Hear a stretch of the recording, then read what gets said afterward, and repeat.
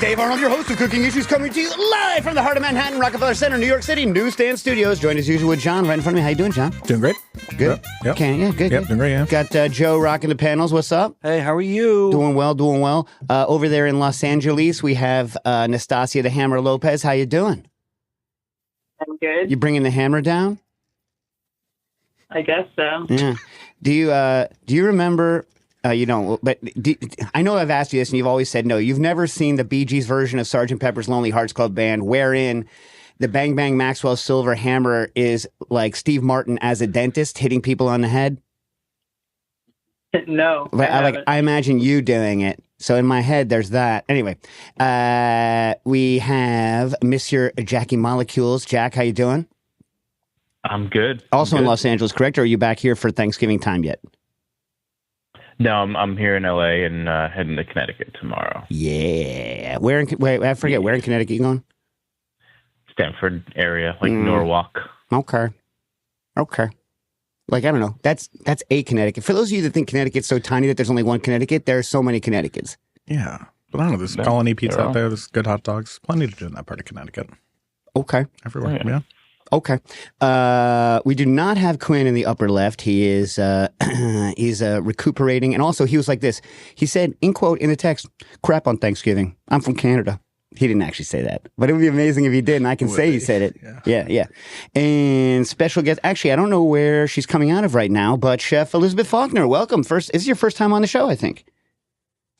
It is my first time, and I'm beaming in from Los Angeles. Los Angeles. Yeah. So now, do you live in Los Angeles now?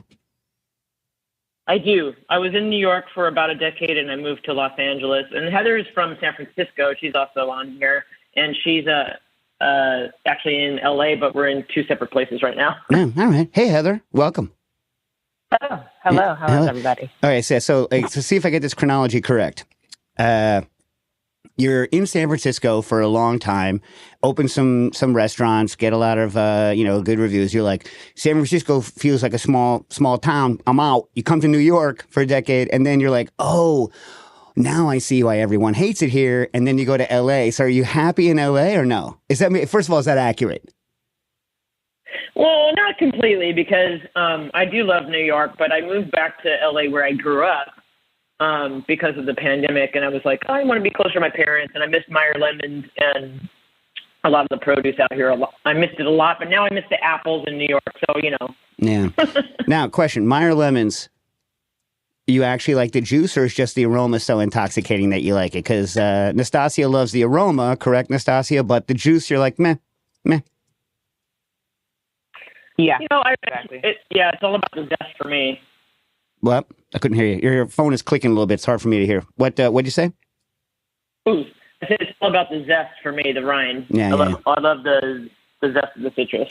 I think zest is one of those words that I really like it, but I feel like some people could hate it. I like the word zest. Stas, how do you feel about zest? I know you're triggered by some words. I like zest. Yeah. I think like zesty is too excited. It's like people who like think that you're being like a show off for like zest, sure. You know what I mean? Whereas I like zest. I think zest is good.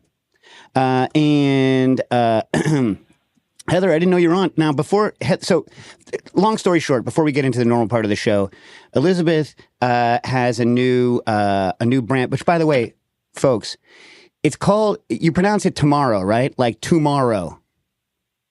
Correct. Yeah. Now, seeing the label, I'm so stupid that I didn't get that for a long time. I was like, tomorrow? Tomorrow? I was like, couldn't figure it out. I was like, you know what I mean? I was like, I wonder what that's about. And then like on the website, if you go, it's T''Morrow. If you go on the website and then I was like, oh, and you're like, the name means, but I'm like, I still didn't get it. And then all of a sudden, it said tomorrow afterwards. I was like, oh my God, I'm so stupid. Isn't that crazy? How many people have you had who didn't immediately get it? Anyone? Or just me?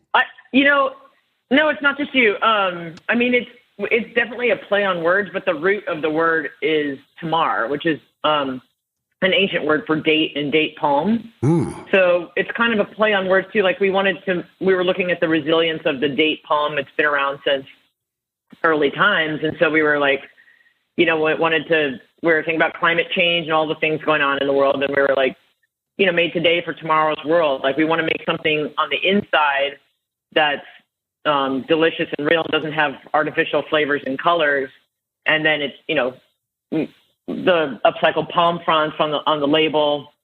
We made our own paper. Like we put a lot of detail in the entire package, what's inside and outside. So that's the idea. It's made today for tomorrow's world, and that's why we call it Tomorrow. And it also has got the Amaro pun in it too. So it's like all pun on pun on pun on pun on pun.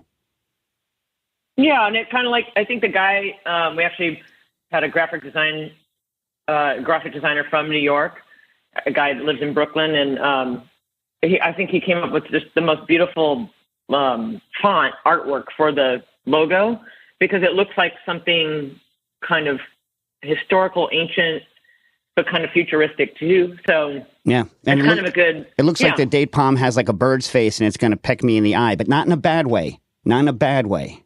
In a good way.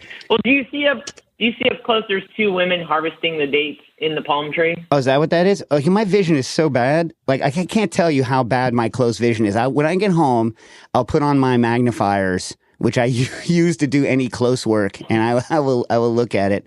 But also, now Heather, correct me if I'm wrong.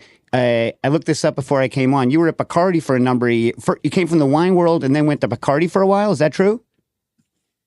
Yeah, I have almost the same amount of time of Elizabeth cooking in the beverage alcohol business.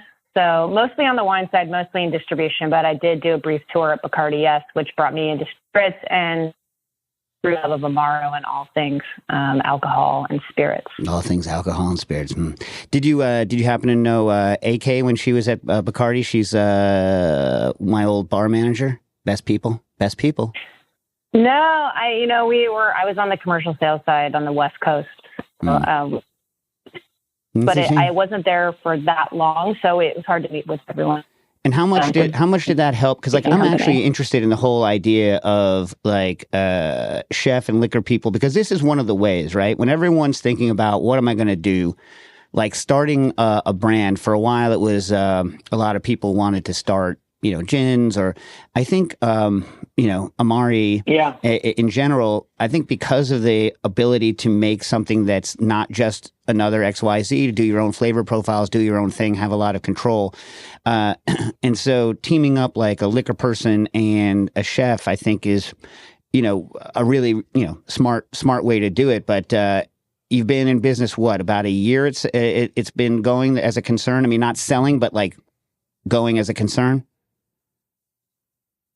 It took like a year and a half of R&D. Yeah. Sorry. And then we were able to finally launch just over 2 months ago, actually. So about 2 years in general to get it off the ground.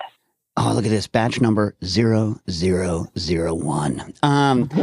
I see, unfortunately, you guys have gone Euro freaky and are a 700 milliliter bottle, which is the wave of the future. But damn, do I hate it. God, do I hate the 700. It's a nice looking bottle, but you're throwing off all of my numbers. Someone's like, oh, hey, okay, I'm going to get a bottle. That's 12 and a half drinks. All right, so like I'm figuring out like all this stuff. You know what I mean? Like I think on bottle basis and drinks, and now everything is like, you guys are going the way of Diamond Kosher Salt and Domino, where you're going to just make my sugar package, my salt package smaller. You're killing me. It's not you. It's the industry. It's not you personally. It's the industry. But man, you know what I mean? Yeah, you definitely have to be aware of the ounce cost. But for efficiency reasons, especially now with how difficult it is to actually get glass bottles, you kind of have to go that direction and kind of push the 700s into the U.S. market, which are already well and thriving in the base size in the UK market, etc. Yeah. I mean, all those Euro weasels, like they're used to a 700. And, by the way, 50 milliliter standard pours, right? So, they're just downsizing everything over there. You know what I'm saying? So, like, for them, because honestly, I mean, the ounce cost makes a huge, you can think about drinks however you want to think about them, right? I think about the drink pour cost, right? And so like, I'm assuming that all of my drinks have roughly 2 ounces in them. So I'm doing all of my mental math based on like how it impacts like the drink I'm serving. And so I guess, 700s are fine to think about bottle wise, because when you're going to talk to somebody you're asking them the price, because I'm that jerk at a tasting where someone tastes my, that's nice, what's the bottle price? You know what I mean? Like, John, you've seen me do it about a billion times. True. Because I want to know right ahead.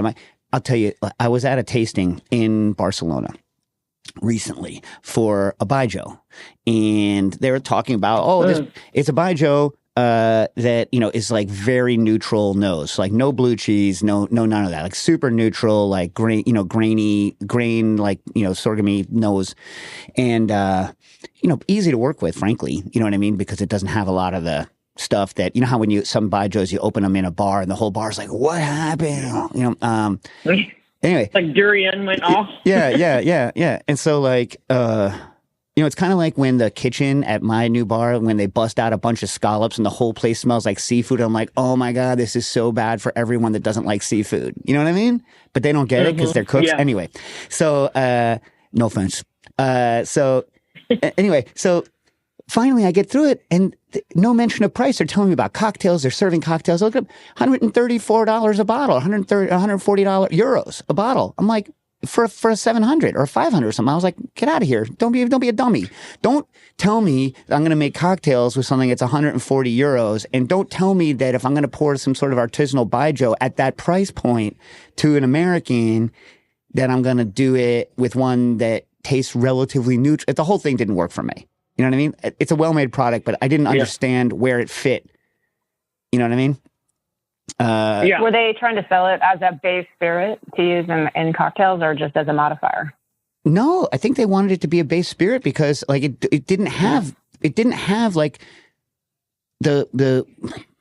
the structure to be a modifier, right? It had the structure to be a base, and so I just didn't understand its application. So, like, let's now, but their main thing is they're like, look, you know, this is it was a traditional product, and it was always made that way. It was always like a lighter nose Baijiu. It's not like they made it for Western weasels, but like they were definitely feeling, if you're going to market Baijiu to Western weasels, which is what they want to do to a certain extent, they were like, this is what those idiots will like. You know what I mean? And yeah, it was fine. But to that, we're doing this in reverse. We're going to do our what happened this week and Thanksgiving stuff. I guess after we talk about the hooch, and I brought it in the studio so these guys can taste. So what I think is really, really, really interesting about this product is not only do you sweeten, first of all, Southern California dates. I was at the bar. I was tasting this stuff out yesterday at the bar, and a guy, a guy next to me, a customer, guest, was like, I was tasting him out too, because it's rude to sit there and talk with your bartender about tasting a new spirit and not give a skim taste to the guest that's right in between you. You know what I mean? Yeah, it's totally rude. It's rude.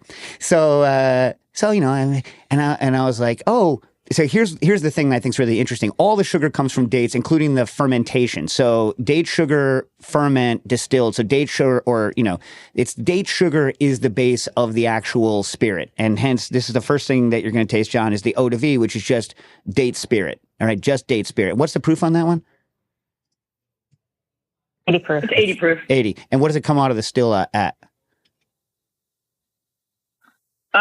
With this distiller, we did like 100, and I kind of forgot. It's probably 100. 120. 120. 20. 120 of. I think that's right. Yeah. So it's, you know, like super clean. Like I wouldn't like necessarily, I'm going to try it with, cause you know, I do date spirits, but not obviously the way you do date spirits, but like, you know, I do work with dates. So I'm going to try it with dates. I haven't mixed it in a cocktail. I've just tasted it neat. I haven't even watered it yet. So I don't know like what aromas come out once you've watered it. But I think it's unique in that you don't see a lot of spirits made from dates, but you guys got nothing but like awesome dates down there. So I tell the bar guy, I was like, well, I think the shtick is that, you know, shtick in a good way, again, no offense. I think the shtick is that, like, you know, they're using this source of sugar that is, you know, not normally used for this and can make like a delicious, you know, product. And the guy goes, she's from San Francisco. They're shipping that all the way to San Francisco to make it. I was like, I don't know. I'm going to talk to her tomorrow. I don't know, man. I don't know. You know what I mean? And so here it is. You're in LA. So he can poop himself, right? No, that's really funny. There's a couple things. So we are basically like, we're making this stuff in the state of California right now because we're small. We don't have our own distillery. And so this whole thing came about because Heather and I were talking about how much we like Amari. We were in Sicily. We were talking about Amaro, and I was like, yeah, but I was kind of bitching about it and saying, I like the bitterness. I love that America is kind of accepting and embracing the bitterness of Amaro, but they're often countered by too much sweetness for my palate. So I don't think of them as a great digestivo today. And I said, wouldn't it be great if people, if we could make it with dates? It's like there's such a great round, smooth sweetener. So that's how the Amaro we started working on that. And then I was like, if we're going to go to all this effort to sweeten with dates, why can't we use a neutral spirit of dates instead of grape or grain? And who makes date spirit? So we fermented some and had it distilled in an incubator distillery up north.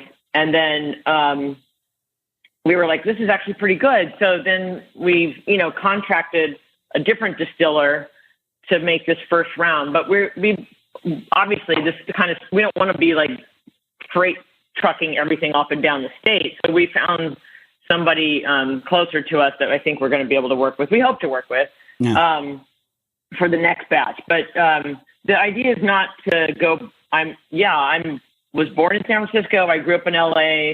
Heather lives in San Francisco, but she was born in San Diego. We're both kind of like grew up near the desert. And, the idea is not to make it in San Francisco. And we were certainly not. We were up in Petaluma making this first batch. But, thank God we have this amazing state full of agriculture and a lot of history of, making spirits and wine. And, that's kind of how that all came to be. So to answer your customer's question, we're not being San Francisco specific. We're actually just trying to get, a really great product made by people who know how to make the stuff. Yeah. Can I tell you the only time I was ever in Petaluma? I was in Petaluma with Harold McGee. We went through a thrift store and we went in and they had a secret room full of Nazi mobilia. And Harold and I were like, oh my God. Harold and I were like, let's get the hell out. And that was the only time I was. Yikes. Because Harold was like, there's some good bakery here in Petaluma. They were closed. And we're like, I'm like, let's go to a thrift shop because, me. And then like, in the Stasi is the same way. And we were like, oh man, we got to get the hell out of Petaluma. We're going to get killed. Yeah. By the way. So anyway, yeah. Go ahead. I was going to say, I just watered it, and I think you get like some of because I like, even in a quote unquote neutral, I like feeling kind of where it comes from. And like kind of think where it comes from, like fruitiness comes out more when it's watered a little bit. What do you think? Yeah. I mean, are you guys talking to your people in studio? Because yeah, we're getting cranked up here in the studio. So like I did water it with Pellegrino because that's how fancy we are. Actually, it's the only water I have here. But Anyway, yeah. So it's an interesting kind of new spirit because there isn't really date brandy out there, and it's technically a brandy or an eau de vie, according to the TTB. But in my mind, the date is as somebody who's been cooking and baking with dates pretty much my whole life. I think of the date as being this beautiful caramelized fruit. It's caramelized in the hot desert sun. We use it as an alternative sweetener. It's lower glycemic. That makes a lot more sense to me as far as the digestivo. There's something about the mouthfeel of the date that especially when you get into the sweetening side in the Amaro and the cacao nib. But it's just a soft, round, caramelized fruit. And so I think of it more like the way we think of agave as an alternative sweetener and how agave works so well in a spirit. That's how I feel about the date. It's like, this just totally makes sense. It's going to be like another great base spirit, and it works really well with other spirits in cocktails. Yeah, I mean, I've typically used dates in grain-based, in whiskeys. Let me ask you this. I haven't looked it up because I'm, again, too stupid to have looked it up beforehand, but what's the primary sugar in dates? Is it a fructose situation or is it a sucrose situation? Or, some... Oh my God, Dave, I should be ready for you for this because I have to look this stuff up all the time too. It doesn't just roll out of my head. I believe it's allulose. What? Allulose. No, I don't think so. No, it's not? No. Okay. Maybe there's some in there. The thing is, like, dates are like humans throughout history have loved fruits that are preposterously high in sugar, right? Because they're useful, right? So dates, obviously, grapes, duh. You know what I mean? Like, so or honey, not a fruit. But I'm curious, like, do you have some of the, is a date have enough stuff in it on its own to want to ferment, or does it get stuck like honey and you have to hit it with nutrient? Wait, I'm going back to your question of what the sugar is. All right. So just give me 2 seconds. I think Mainly from my fructose? quick research, yeah. Mainly fructose? Yeah. Also glucose, but mainly fructose. That checks out. Although it's weird, it's a no acid almost fruit, low acid. So it's interesting that like it's completely inverted. So it must be storing it as fructose. You know what I'm saying? Yeah. Palms are so crazy, man. Like fruits from some of palm tree fruits are so not sweet at all. You know what I mean? Or so oily. The palms are amazing. I wish I lived in a place that palms grew. I wish that I could ever live anywhere other than right here. Like, you know what I mean? Like, but alas, I can't. Okay, so so what should we move to next? You want to move to chocolate, or you want to move to the Amaro, the flagship? Can I tell you again how stupid I am? Can I give you one more? We're gonna go to chocolate first because I can tell you how stupid I am. So, I would go to cacao nib first. Yeah. All right. So John, pour some of that out. So let me see the label first. So it says on the label, got to understand. So this got delivered to the wrong address. It got delivered to the residence. So like I didn't know where it was last night. So I'm like buzzing in. So I rush into the bar knowing nothing. And I see on it, it says cacao nib liqueur. And then, but I don't look at that. I just look at the side and it says made with dandelion. I see dandelion. I can't see the word small batch because I didn't have the right glasses on. I just see the words dandelion and chocolate. I was like, okay, this is an Amaro made with dandelion root and chocolate. And then so then I drink it and I'm talking to that guy next to me, the same person who called you out on the San Francisco thing. And I was like, I mean, I taste the chocolate, but I don't taste any dandelion root. I mean, I don't taste it at all. And he's like, you idiot. That's a chocolate manufacturer in San Francisco. I was like, oh, geez, Louise. Anyway, yeah. All right, so we're pouring this one out. So you want to, so it's interesting about this is just chocolate and date, right? Just chocolate and date. Yeah, so the reason this came to be is because Heather and I started out, okay, let's make an Amaro that doesn't have any artificial flavors or colors. There's no caramel color. It's just, the color comes from the dates. The sweetness comes from dates. Oh, let's make a date spirit. Amazing. And then I was like, oh my God, think of all the things I can do with a date spirit. And so I, am a big fan of Dandelion Chocolate Maker in San Francisco. They specialize in single origin source nibs for all these different chocolate bars. And it's really nerdy. And Dave, you have to know Dandelion Chocolate because it's really fun to taste and study the different bars that they make just because of their different origin of cacao. So next time I'm out, different nibs from them. Yeah, I took some different nibs from them, made some liqueurs. We took it to Dandelion and said, this is kind of fun. We're doing what you do in bars in a chocolate liqueur. And when I don't know about you, but when I think chocolate liqueur, it's not, I have like no, I don't think so. That's not my thing. And I wanted to make something that was like, God, this tastes like liquid chocolate, makes me think of campfires in the desert and s'mores and just all that, yummy. It's something I really want to pour on ice cream, something that I want to mix in cocktails, mix with coffee. So we came up with this. We actually have this really special little kit available right now too through Reserve Bar, and it's got the bottle of our cacao nib liqueur plus a bar that Dandelion made for us with this. So same two things: date sweetened only, and the single origin cacao nibs from Camino Verde Estate in Ecuador are in both products. And it comes in this cute little kit with 2 little packets of instant espresso from Equator Coffee. And so you can make a little mocha carajillo or a cafe carajillo. We put the cocktail recipes in there. It's a really good way to amplify your still ever so popular espresso martini, but make it mocha. So, you know what I mean? But I'm with you, man, but like, it's not my thing either, but like, it's just a really fun chocolate liqueur that's just, it's very pure. And people are like, do you have an espresso martini? I'm like, well, there's a bar right across the street. No, I'm kidding. No. I hear you. Yeah, no, we've had them from time to time. Everyone wants to, I'm like, you know what? Okay, fine. You know what I mean? Whatever. I think it's delicious. By the way, before I forget, because I'm the master blaster of forgetting, Reserve Bar is where people who they can just order it. It will be shipped to them. Correct? That's correct. And it's shipped, and you can buy it and ship it to a lot of states, which, since we're like right out of the gate new, we have distribution in California and we have some in Louisiana now. And, getting to some other states, and New York is a priority because we know you guys have really fantastic cocktail culture. So, but Reserve Bar is a really cool e-commerce, like a curated website, place you can buy all kinds of stuff. And, so we're happy to have all three of our products plus the kit available on there. Yeah. So, not to put you on the spot, but here I am putting you on the spot. So, can you is there any way that you would look clear to giving our Patreon members a little discount code that we could put out on our Patreon? Is that possible? I don't know if it's possible with Reserve Bar. I don't even know if I'm allowed to do that. Heather, are we allowed to do anything like that? I have no idea.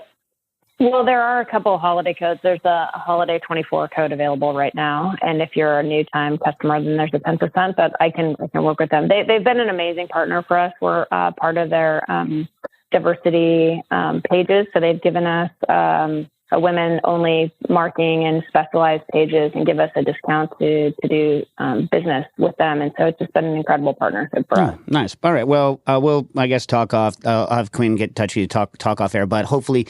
Because we have a Patreon. You want to tell them why they might want to join the Patreon? Yeah, patreon.com/cookingissues is where you can find out about it. We got 3 different membership levels. You get perks at every membership level. You get access to our Discord. You get discounts with awesome people that we work with. Prioritize question answering and just a whole bunch of other things. So yeah, check it out. Patreon.com/cookingissues. Which, even though we're halfway into the show, we are going to answer the questions. Yes. But we got it. We're talking liquor right now. Yeah. Once I'm talking about liquor. Yeah. Yes, Daz, have you gotten to try these yet or no? I'm like, no, I don't deserve it. No. Dave, I have not. Dave, I got a question for you. Yeah, what do you got? It's Elizabeth. I am wondering when you've been to Palm Desert, Palm Springs on your way, people get date shakes. Have you ever had one of those? No, I've heard they're good though. No.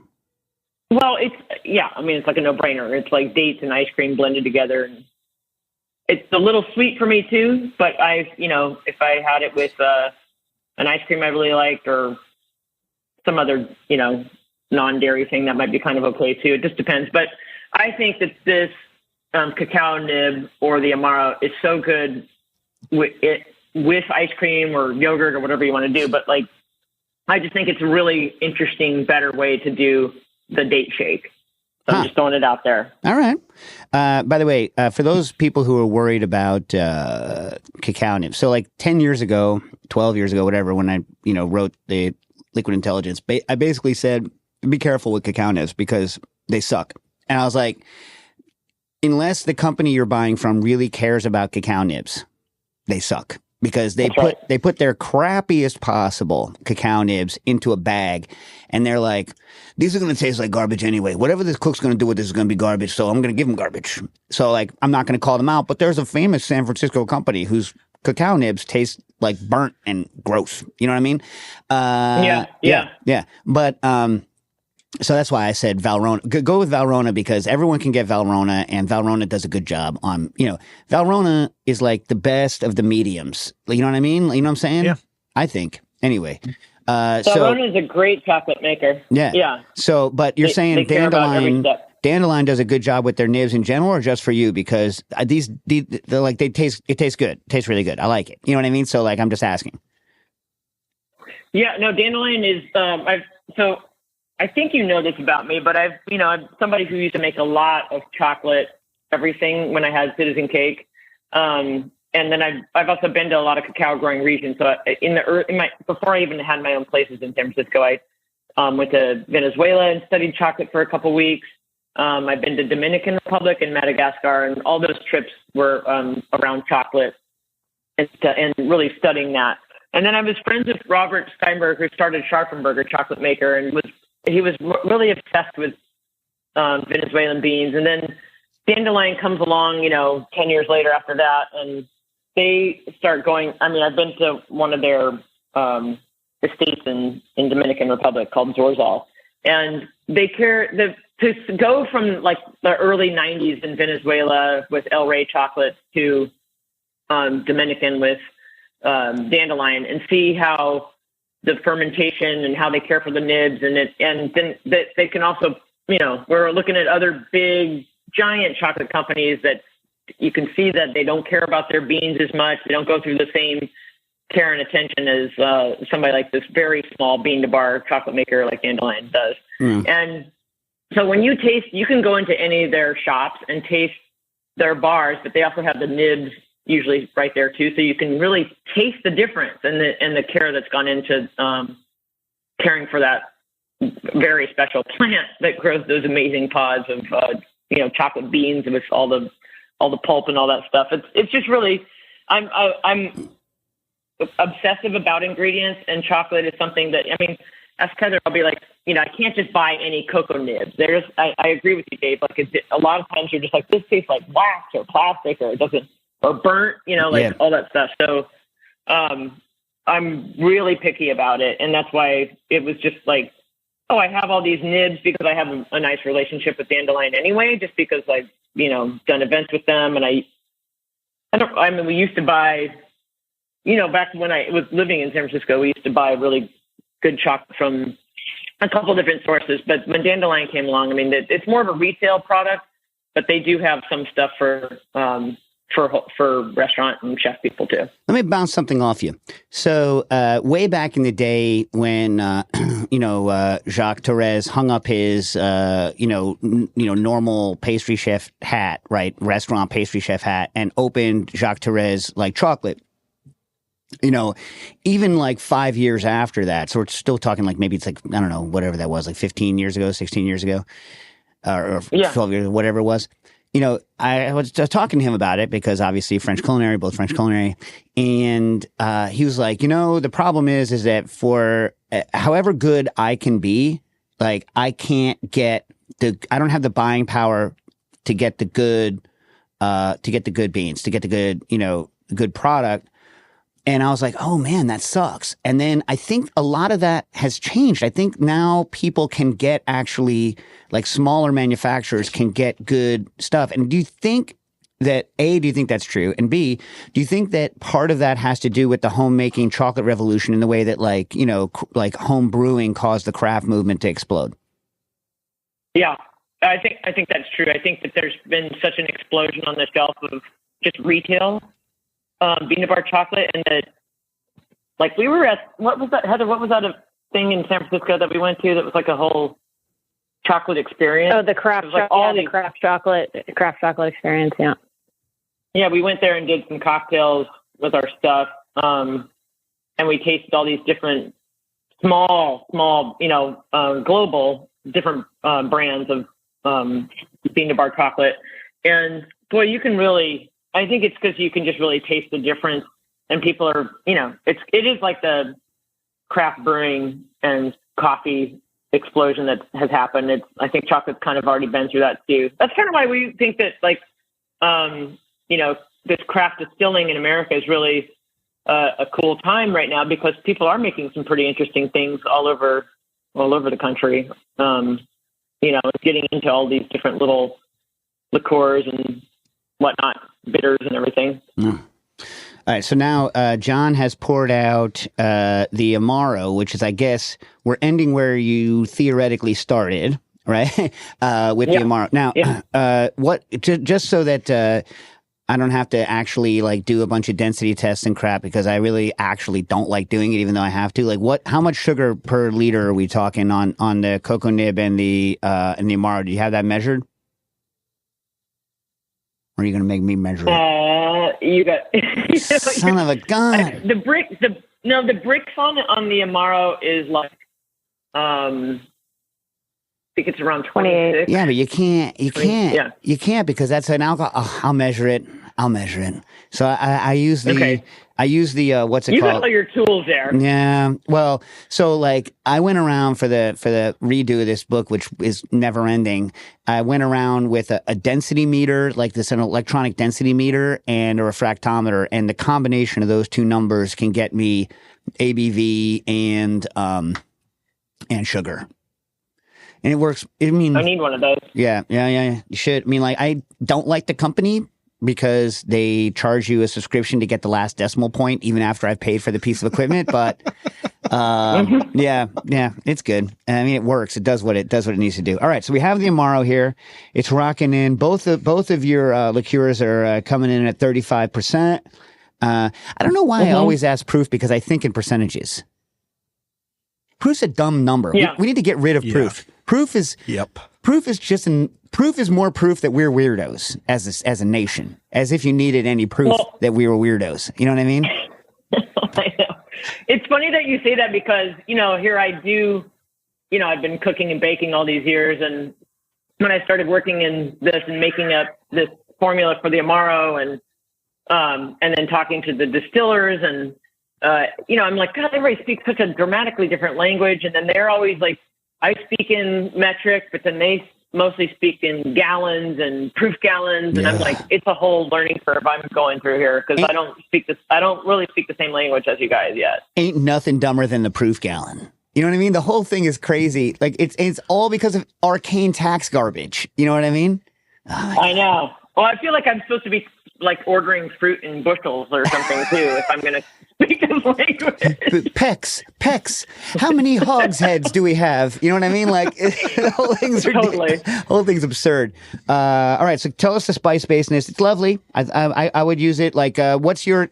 I forget what you have in your standard pour for this. It's what's your hero pour, as they say? It's such a dumb term. I hate all marketing terms. Like, they're the worst. Like, the expression. When someone says, how many expressions of gin do you have? I'm like, you mean like different labels, different brands? What are you talking? You know what I mean? But like, so, yeah. So what are people doing with it? I'm going to explain that, but I wanted to explain how the reason I kind of looked at this, like, I really want to respect the flavor of the date itself, and then take people on a journey. It's going to sound more like a perfume maker, but that's really true. I wanted to like say, okay, people are making some interesting things around the country.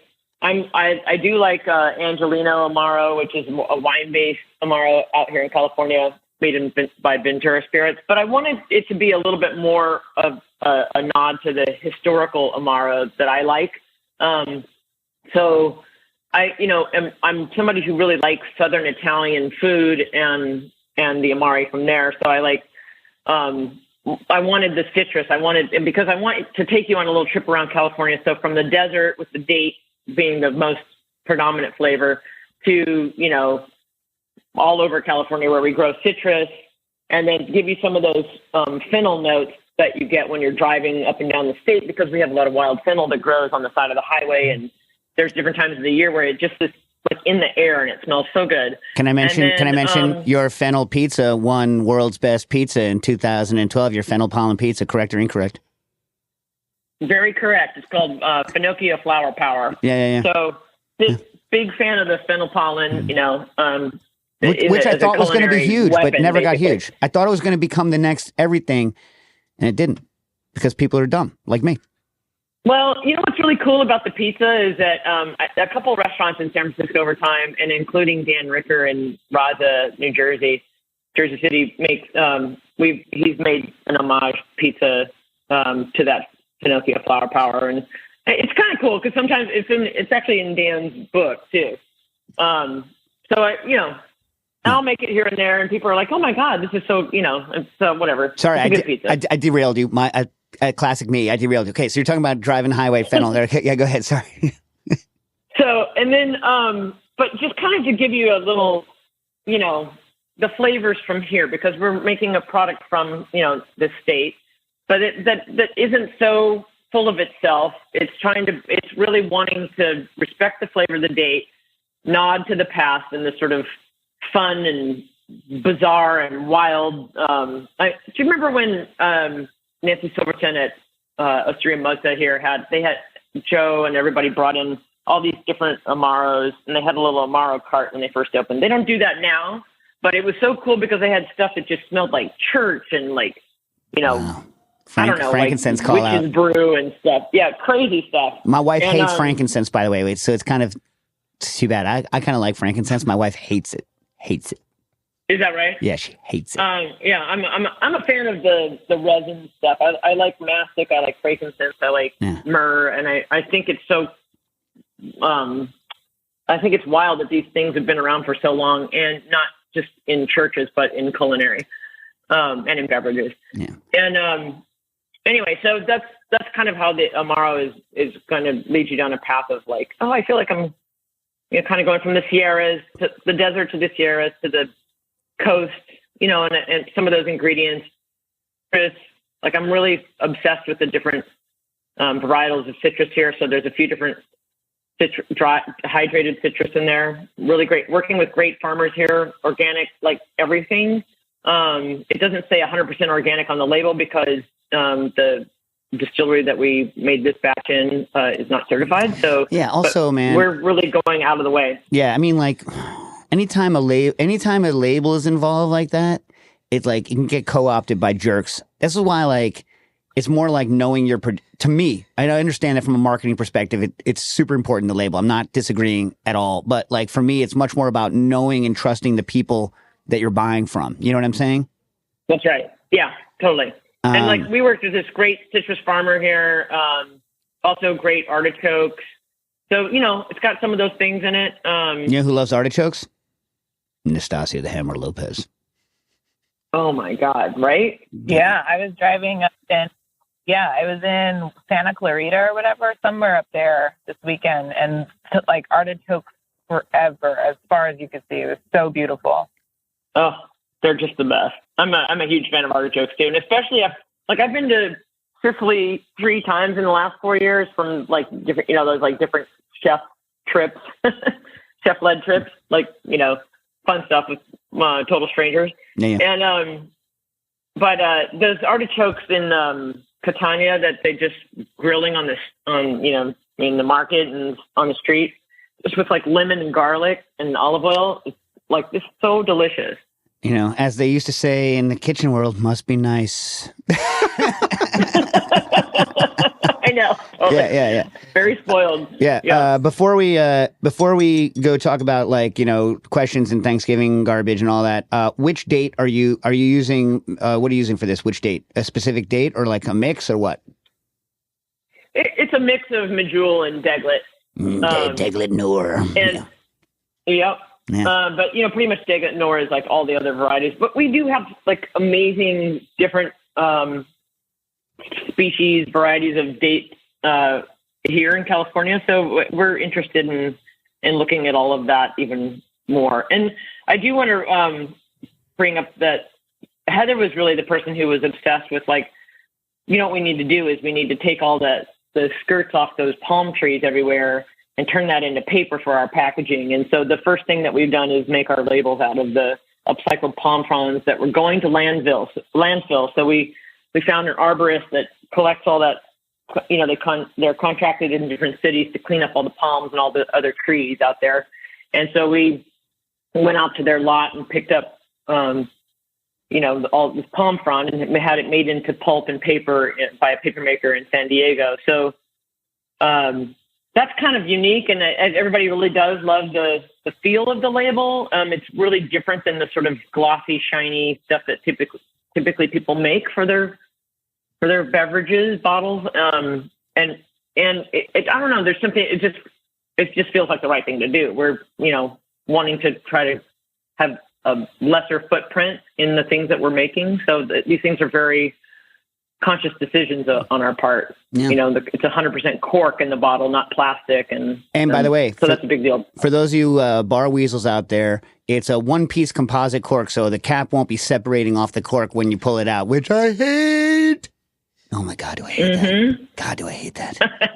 My goodness. To get out your wine key and everything. Oh, yeah. Geez, Louise. And then like what? Now I got to find another thing in the bar, because if it doesn't have if it's not in the rail and doesn't have a speed on it, right?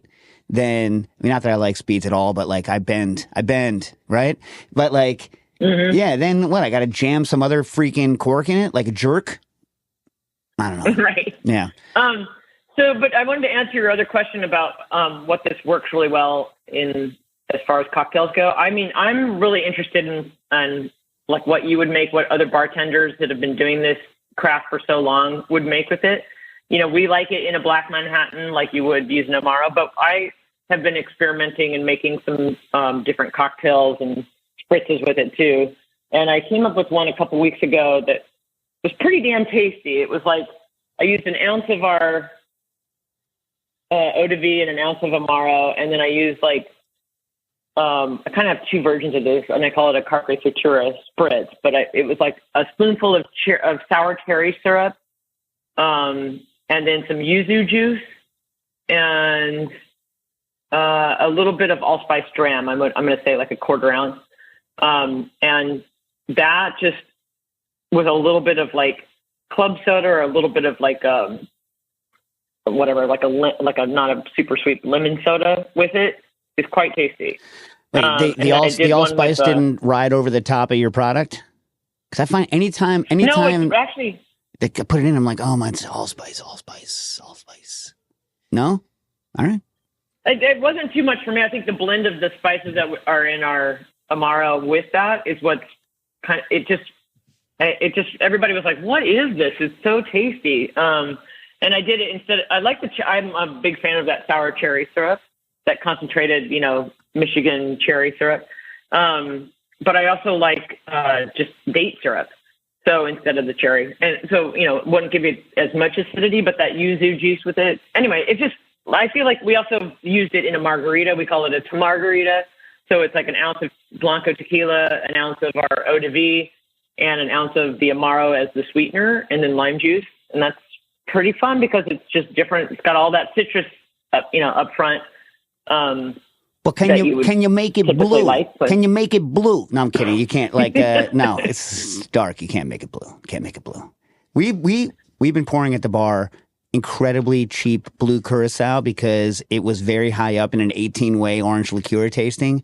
And so kind of as a joke, but we also kind of like it. We've been pouring blue margaritas.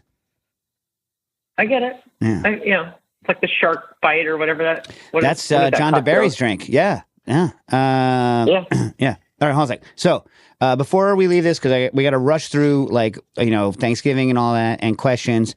On the label, I'm going to read the Latin and you're going to translate it. I already looked up and it's from some famous quote, but I don't remember what the famous quote is. Dux femina facit et carpe futura.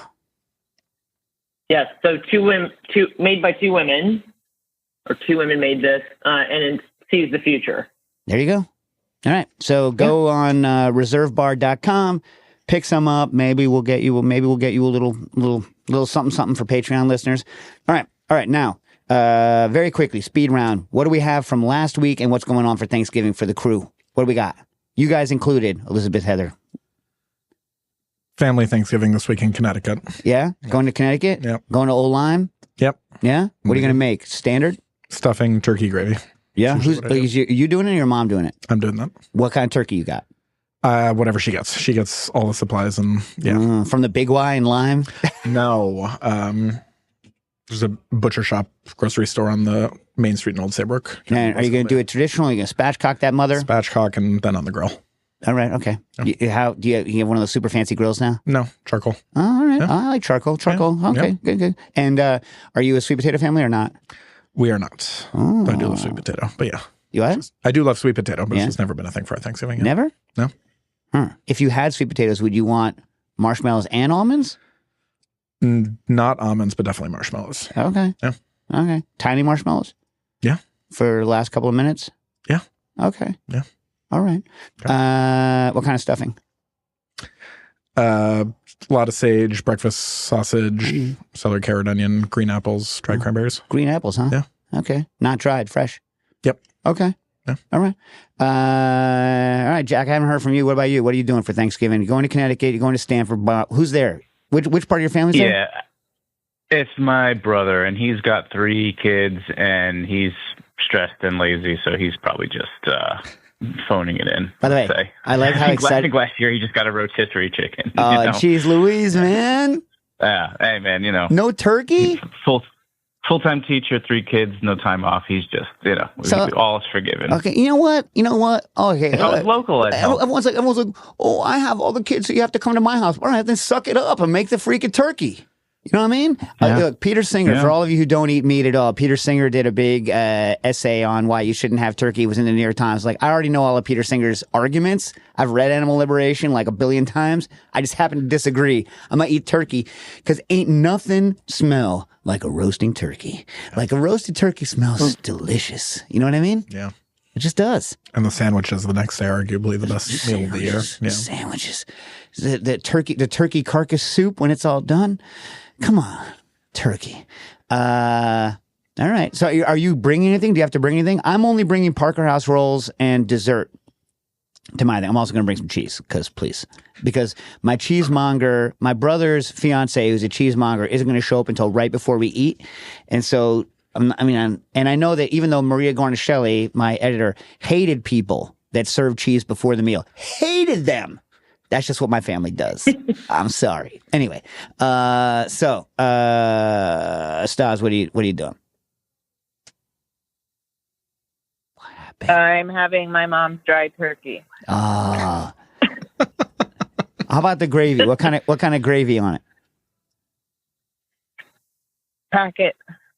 Do you even walk into the kitchen during Thanksgiving, or is it just that going to be too much stress? I'm not allowed to walk into the kitchen. Does your mom still have the roasted red pepper dishes that she used to have? Oh, no. No? All right. No. And you like a sweet potato with your Thanksgiving, correct, Nastasia? Are you sweet and mash? You like sweet and mash? Yes, I do. And how's your family sweet potato? What's the style? But I love the big marshmallows. Big marshmallows. Nice. Are you guys a tinfoil for almost an hour and then rip the tinfoil off and brown the hell out of the top of it kind of a sitch? No. No? I think that's what we do. Anyway, but we use the small marshmallows. Anyway, Heather Elizabeth, what are you guys doing? We are going over to my dad and stepmom's house. My mom will be there too with her boyfriend, which is really cool. My parents all get along. And Heather's got her twin boys here down from San Francisco, and they're 17, and so they're coming over. We're all going over, and I'm making turkey and like a sage gravy, and I'm making some packery pasta with some Mount Etna vodka sauce. It's going to be spicy and saffrony. Nice. And it'll have a little creme fraiche and pecorino in there, and then my mom is making stuffing and pies. My mom's a really good baker. I got it from somebody. And and then the boys are making Heather's kids are helping me make everything, and they're gonna make some of the Parker House rolls.